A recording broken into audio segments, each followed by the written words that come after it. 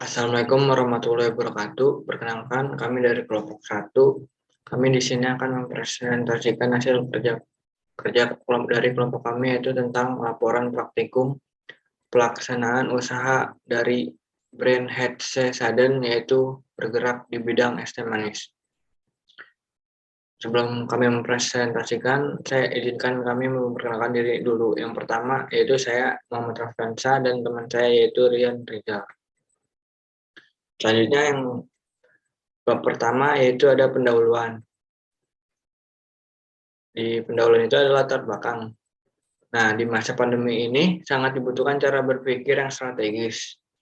Pola berpikir seperti ini diperlukan agar kita sebagai seorang wirausahawan mampu beradaptasi dengan kondisi-kondisi yang muncul akibat wabah COVID yang sedang kita alami saat ini. Salah satu bekal yang harus dimiliki oleh seorang wirausahawan adalah konsep dasar mengenai kewirausahaan. Nah, produk kami yaitu es teh manis merupakan salah satu jenis minuman dengan bahan baku air yang diseduh dengan teh dan ditambah dengan gula dan es. Nah, minuman ini banyak digemari oleh konsumen karena ya harganya yang cukup murah, enak dan segar diminum apalagi pada saat siang hari. Minuman ini cocok dikonsumsi pada udara yang panas seperti di Indonesia, terutama di Kota Bekasi yang bertempat di usaha kami ini yang ada di Bekasi. Hal ini menjadi salah satu faktor pendukung meningkatnya konsumsi minuman es teh ini di kalangan masyarakat, terutama dari mahasiswa. Nah, selanjutnya itu ada bidang usaha. Usaha yang akan kami jalankan yaitu minuman es teh manis yang memiliki merek Hetze Sudden, dan kami memilih usaha ini karena minuman ini merakyat dan harganya terjangkau, sehingga semua kalangan bisa membelinya dengan mudah, dan menurut kami peluang bisnis minuman ini di tengah pandemi COVID-19 ini masih menjadikan dalam memberikan keuntungan. Nah, tujuannya yaitu agar dapat mengetahui minat konsumen dalam produk yang kami tawarkan dan akan dijalankan selama satu semester ini. Yang kedua, agar dapat mengetahui output yang akan dihadapi bisnis yang akan kita jalankan. Yang terakhir atau yang ketiga, agar dapat mengetahui bagaimana awal memulai bisnis. Selanjutnya, bab kedua yaitu rencana produk.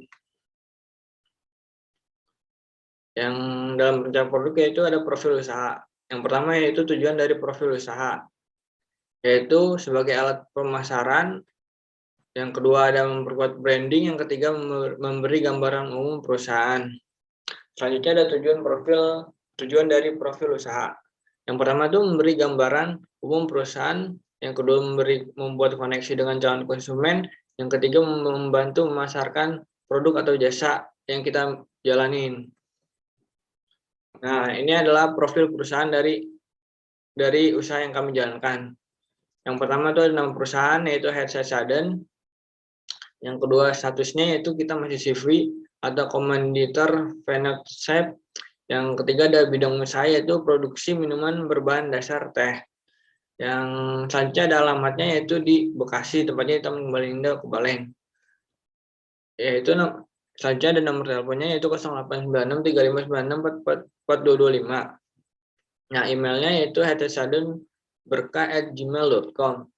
Nah, websitenya itu hetze.co.id. Pendirinya itu kami yaitu Muhammad Rafdansa dan Rian Rizal. Nah, selanjutnya ada visi misi dari perusahaan. Nah, visi misi perusahaan kami itu yang pertama visinya yaitu visi dari Hetze Sudden adalah meningkatkan harkat dan martabat teh asli Indonesia serta dapat mengembangkan usaha atau bisnis yang kami jalankan dalam bidang minuman berbahan dasar teh. Misi perusahaan kami yaitu memberikan layanan dan produk bernilai tambah untuk pelanggan atau customer atau pelanggan. Yang kedua ada tumbuh cepat dalam semangat gotong royong. Yang ketiga membawa selaras Indonesia ke dunia. Yang keempat yaitu berguna bagi bangsa, agama, dan negara. Nah, selanjutnya ada strategi penjualan dari produk kami, yaitu kita menggunakan 2 strategi. Yang pertama itu strategi pemasaran online. Nah, pemasaran online adalah strategi mempromosikan produk yang sangat berpengaruh pada penjualan. Perlu diketahui bahwa jumlah pengguna internet di Indonesia melebihi setengah dari jumlah penduduk Indonesia, yaitu sekitar 137 juta penduduk di Indonesia. Pemasaran online produk kami dipasarkan melalui WhatsApp dan Instagram. Dan kami memberikan promo seperti yang ada di gambar di samping ini, yaitu beli 4 gratis 1 khusus di platform online, sehingga dapat menarik minat konsumen dengan promo tersebut dan juga dapat meningkatkan profit dari perusahaan kita. Selanjutnya yang kedua itu ada strategi pemasaran offline. Selain kita menggunakan pemasaran online, kami juga melakukan strategi pemasaran offline, yaitu strategi word of mouth. Strategi ini merupakan suatu kegiatan yang dilakukan secara sederhana untuk memberikan informasi kepada orang yang sudah dikenal, seperti kerabat, teman-teman, dan tetangga gitu. Strategi ini kami jadikan sebagai salah satu strategi pemasaran dengan menggunakan metode merekomendasikan suatu produk pada mereka yang berada dalam kelompoknya sendiri. Selanjutnya ada transaksi penjualan. Transaksi penjualan itu ada transaksi penjualan online dan offline. Yang pertama, transaksi penjualan online itu ada 4, atau yang sering kita sebut SWOT yang kita kenal. Yang pertama tuh opportunities, yaitu memiliki pasar yang potensial untuk tumbuh. Yang kedua, kebutuhan masyarakat akan kebutuhan informasi online yang semakin tinggi. Yang ketiga, pola perilaku dan selera konsumen yang semakin berkembang dari informasi konvensional menjadi informasi online. Yang selanjutnya ada teknologi online yang terus berkembang. Selanjutnya, penggunaan media internet dalam dunia pemasaran membawa perubahan baru dalam sisi pemasaran tradisional. Yang kedua ada threat, yaitu yang pertama, semakin banyak usaha sejenis yang menggunakan strategi pemasaran online konsumen. Selanjutnya ada aplikasi online kemungkinan dapat dihack oleh hacker konsumen. Selanjutnya ada strategi pemasaran harus selalu up to date dalam memberikan informasi kepada konsumen atau pelanggan. Selanjutnya ada strike atau S, itu yang pertama online dalam menjangkau masyarakat yang lebih luas dalam memperkenalkan produk karena melalui internet ini. Online tidak terbatas waktu karena internet tersedia untuk diakses setiap saat, setiap waktu. Selanjutnya untuk membangun hubungan perusahaan kami dengan konsumen. Selanjutnya konsumen dapat langsung menemukan informasi yang tepat mengenai produk dengan situs atau media sosial yang dimiliki Headset untuk menemukan informasi yang tepat mengenai produk. Selanjutnya yaitu biaya pemasaran di internet relatif sangat murah. Bahkan anak kecil tuh udah bisa menggunakan internet. Yang keempat ada weakness. Nah, weakness ini melalui media online konsumen tidak dapat memesan melalui media internet. Karena pada media internet hanya sebagai sarana mempromosikan, dan pada media internet ini juga hanya mencantumkan kontak personal apabila ingin memesan, seperti nomor WA dan lain-lain. Yang kedua ada dalam strategi pemasaran online, konsumen tidak setiap orang mengetahui media internet atau media sosial yang dimiliki oleh perusahaan kami. Yang ketiga ada pengikut pada media sosial masih sedikit, sehingga hanya sedikit yang bisa dijangkau oleh headset sudden. Yang terakhir itu bagi sebagian orang biaya pengguna internet itu mahal. Yang kedua ada transaksi penjualan offline. Yang pertama itu ada opportunities-nya, yaitu memiliki pasar yang potensial untuk tumbuh. Yang kedua, kebutuhan masyarakat tidak mempunyai akses internet akan kebutuhan informasi produk masih banyak. Yang kedua ada threats, yaitu penyebaran flyer atau brosur tidak semua dibaca konsumen karena akan terbuang. Seperti yang kita lihat, strategi pemasaran offline harus selalu up to date dalam memberikan informasi kepada konsumen. Yang kedua ada strike, yaitu dalam strategi pemasaran online, setiap konsumen baik yang tidak paham internet maupun yang paham dapat mengetahui informasi tentang produk dari kami, yaitu produk headset sudden. Yang selanjutnya ada flyer adalah bentuk lebih sederhana dalam memberikan informasi karena hanya berupa selembar kertas dan langsung diberikan kepada masyarakat. Yang ketiga, flyer cenderung lebih murah dan efektif dalam penyebarannya. Yang keempat ada weakness, yaitu ada pula masyarakat yang menerima brosur tidak dibaca tapi langsung dibuang. Seperti kayak brosur yang kita lihat tuh kayak brosur motor kan pasti banyak yang langsung dibuang juga. Itu biaya pemasaran offline juga tergolong mahal dikarenakan Sudden harus lebih memperbanyak brosur iklan, begitu juga dengan tenaga. Selanjutnya ada bisnis model canvas, yaitu merupakan skema yang memaparkan model bisnis dengan cara divisualisasikan dalam bentuk kanvas yang terdiri dari 9 elemen.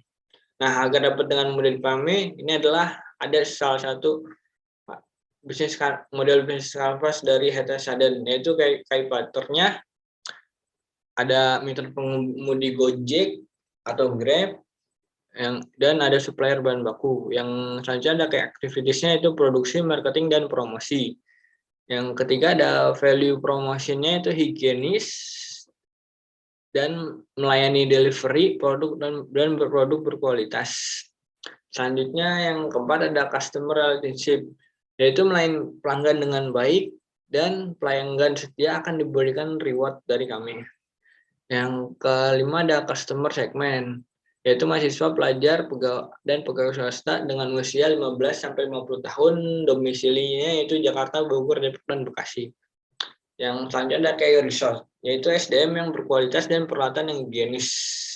Yang selanjutnya ada channel, yaitu kita di media sosial dan testimoni dari pelanggan. Yang selanjutnya ada kas struktur, yaitu biaya pembelian bahan baku, biaya promosi, biaya produksi, dan biaya marketing. Yang terakhir ada revenue stream, yaitu pendapatan dari penjualan es teh manis. Selanjutnya bab 3 akan dijelaskan oleh teman saya, yaitu Rian Rizal. Selanjutnya saya akan menjelaskan mengenai bab 3 identifikasi biaya. Pembiayaan. Di sini ada rancangan anggaran bisnis. Diketahui bahwa bahan baku habis pakai ada teh celup, gula pasir, air galon, dan es batu.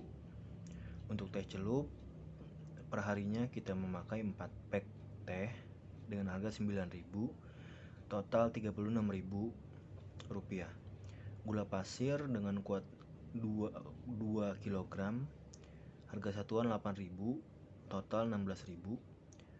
Air galon 2, harga satuan 15.000 dengan jumlah atau total 30.000. Es batu 5 buah dengan total 10.000. Lalu di bawah sini ada bahan baku penolong. Yang pertama gelas cup, tutup gelas, plastik, dan sedotan. Untuk gelas cup total 8.500 perharinya. Tutup gelas 4.000, plastik 9.500, dan sedotan 5.000. Peralatan yaitu termos 1 unit dengan harga 40.000 rupiah. Lalu ada upah pegawai dengan jumlah 2 orang dan total biaya gaji tenaga kerjanya 50.000 per hari. Total keseluruhan yaitu 199.000 rupiah. Nah, di sini biaya depresiasi wadah es teh manis dengan 41 rupiah, sendok es teh manis dengan 14 rupiah, termos dengan 110 rupiah, meja plastik 82 rupiah, dengan total 247 rupiah. Komponen biaya terbagi menjadi 2, yaitu rancangan anggaran bisnis dan harga pokok produksi. Nah, untuk laporan harga pokok produksinya, pembelian bahan total 92.000, ongkos angkut pembelian 10.000, total pembelian 102.000 rupiah, bahan baku langsung digunakan 102.000 rupiah, tenaga kerja langsung 50.000 rupiah, biaya overhead bahan penolong 27.000 rupiah, termos 40.000 rupiah, dan depresiasi peralatan 247 rupiah. Total BOP 67.247, biaya produksi atau harga pokok produksi yaitu total Rp219.246.000 dengan laporan laba ruginya yaitu penjualan 50 dikali 5.000 totalnya 250.000 dengan harga pokok penjualannya Rp219.247.000. Laba kotor yaitu totalnya jadi Rp30.753. Beban usaha ada administrasi 5.000, jumlah beban usaha 5.000. Lalu laba bersih yang kita dapat yaitu Rp25.753.000. Nah, lalu selanjutnya pencatatan transaksi penjualan. Pada bulan Desember, item es teh manis per tanggal 8 Desember 2021 terjual sejumlah 3 buah es teh manis dengan harga 5.000, total 15.000 dengan jenis pembayarannya tunai. Tanggal selanjutnya yaitu 9 Desember terjual 2 buah dengan total Rp10.000 tunai. Lalu tanggal 10 Desember 2021 es teh manis terjual 1 buah 5.000 dengan harga Rp5.000 dan dibayar tunai. Selanjutnya tanggal 11 Desember 2021 jumlah 4 buah harga Rp5.000 dengan total Rp20.000 non tunai. Lalu total dalam 1 bulan yaitu Rp250.000. Nah, lalu laporan penjualan diketahui bahwa tipe pembayaran yang digunakan oleh customer yang membeli produk kami ada tunai dan non tunai. Selanjutnya bab 4 kesimpulan. Adapun kesimpulan dari proposal bisnis ini antara lain produk es teh yang kami buat dengan memperhatikan kebersihan bahan dan alat sehingga produk yang dihasilkan higienis. Produk ini juga untuk semua kalangan, jadi siapapun bisa mengkonsumsinya baik dari kalangan bawah maupun kalangan atas karena harganya terjangkau. Pembuatan nama brand Head es Sudden ini digunakan sebagai alat pemasaran, memperkuat branding dan sebagai alat gambaran umum perusahaan agar mudah diingat oleh pelanggan atau customer. Yang terakhir, usaha es teh ini dinilai mempunyai prospek yang cukup baik dan menghasilkan keuntungan yakni rata-rata laba bersih per produksinya sebesar Rp25.753. Sekian presentasi dari kelompok kami, kurang lebihnya mohon maaf. Wassalamualaikum warahmatullahi wabarakatuh.